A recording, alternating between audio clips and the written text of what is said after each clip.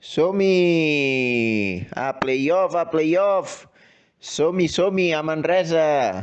Tindrem un altre partit contra Unicaja. Anem a comentar. Som-hi!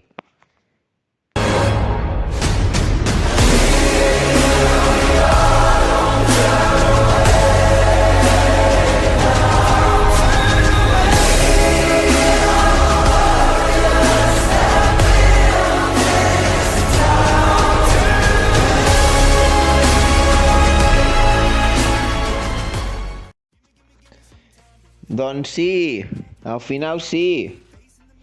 Quin patiment el diumenge a la tarda, la veritat, perquè tenies d'estar pendent de dos partits i al final, doncs, va sortir cara, tot i la derrota a Tenerife.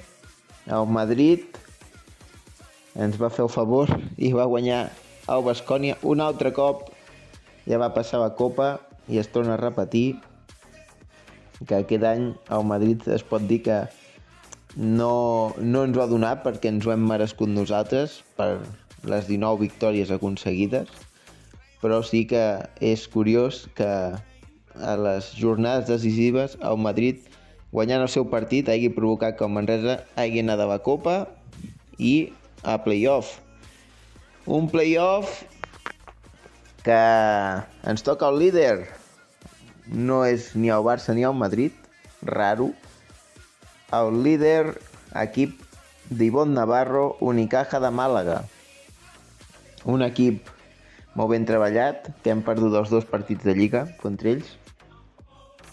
Però en un playoff pot passar de tot, mai se sap.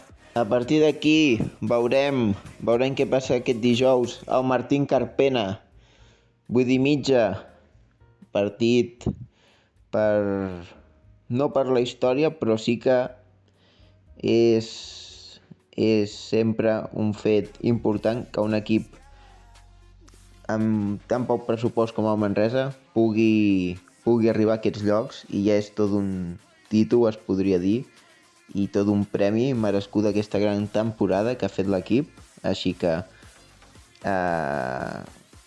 tant per afició com pels jugadors, staff, tothom qui segueixi aquest equip, el títol el tenim guanyat i ara és qüestió de disfrutar-ho.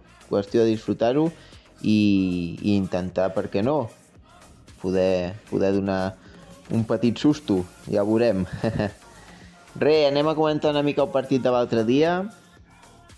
El Manresa va perdre al camp del Tenerife, en un partit que vam tinguer l'empat fins a l'última jugada. Papi Badios va jugar l'entrada a Cistella, que no va poder aconseguir per tap d'Abromaitis. Però ja dic, va ser un partit curiós, perquè al principi era un partit molt entraven cap al Manresa, no li acaben de sortir les coses, una mica com va passar el dia de Bilbao. Hi devia haver aquells nervis una mica, potser, però l'equip va saber reaccionar i de la mà de jugadors com Pierre Oriola, Juanpi Baulet, els dos Danis, jugadors que van estar a molt bon nivell, va provocar, doncs, que el Manresa pogués lluitar pel partit, i els dos últims quarts van ser un autèntic partidàs. És a dir, Tenerife va tenir la seva gran arma en plena forma, com és Marcelinho Huertas, que va ser amo i senyor del partit, juntament amb un Fran Guerra, que amb la baixa de Shermadini va saber aprofitar els seus minuts i va fer un molt bon partit. Però ja dic que per mi el millor, Marcelinho, a punt de fer 41 anys, aquest tio és una màquina i controla el partit com vol ell. És a dir, marca els tempos i a partir d'aquí ho dirigeix com vol, la veritat.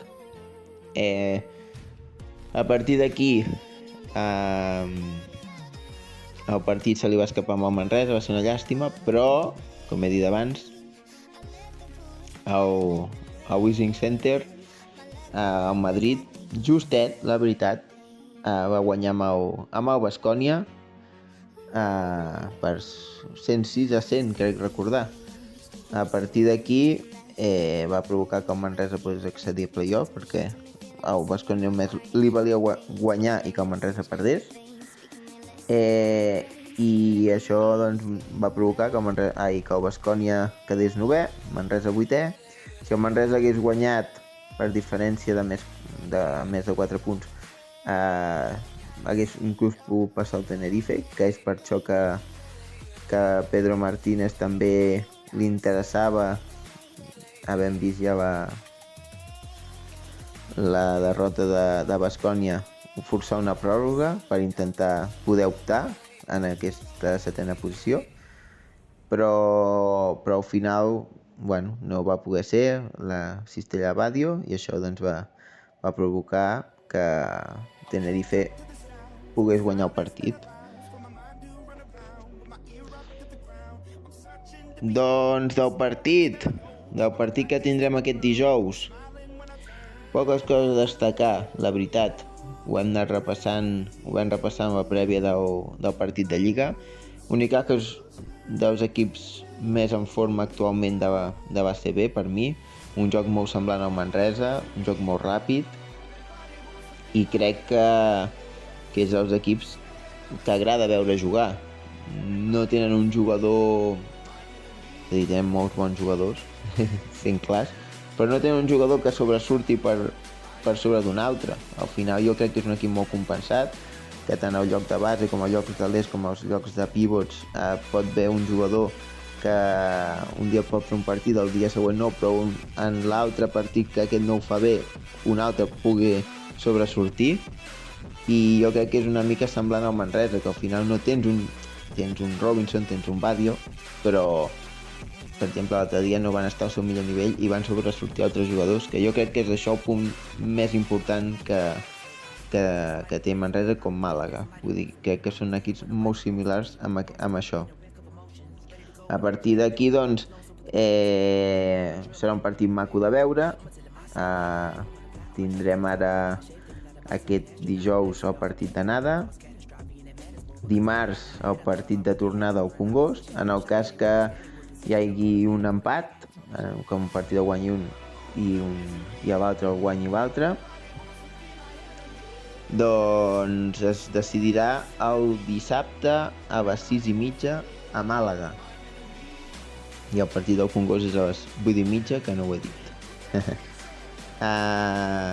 Es decidirà a Màlaga, és a dir, ojalà puguem arribar en aquest tercer partit, ojalà que no, que el Manresa pogués guanyar els dos, però ojalà ja només el fet de forçar aquest tercer partit ja seria molt important i deixaria de 10 ja a la temporada que està fent aquest Baxi Manresa, dirigit per Pedro Martínez, que estan fent un any molt bo i crec que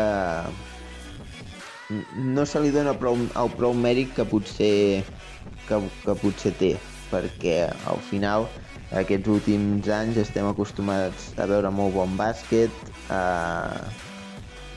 Sí que l'any passat es va patir una mica més, però al final va ser molt bo també.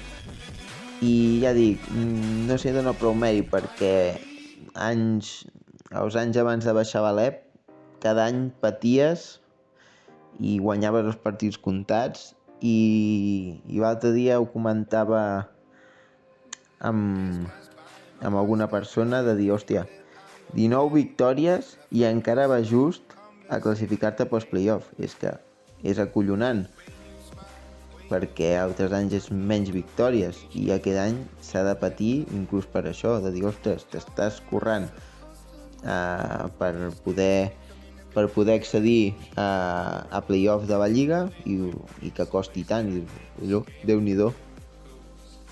Però ja dic, jo crec que se li té de donar molta importància. És un fet que jo crec que no arriba, en tota la història del Manresa, no arriba que s'hagi classificat 10 cops pel play-off de base B. Per tant, ojalà que se'n puguin repetir molts més, però ara és el moment de disfrutar-ho, de gaudir-ho i de celebrar-ho amb l'equip, passi el que passi, el dimarts que ve al pavelló. I res més. Espero que el programa us hagi agradat i ojalà que en el proper programa podem dir que anem per davant a l'eliminatòria. Ojalà. Vinga, vagi bé. Adéu, adéu.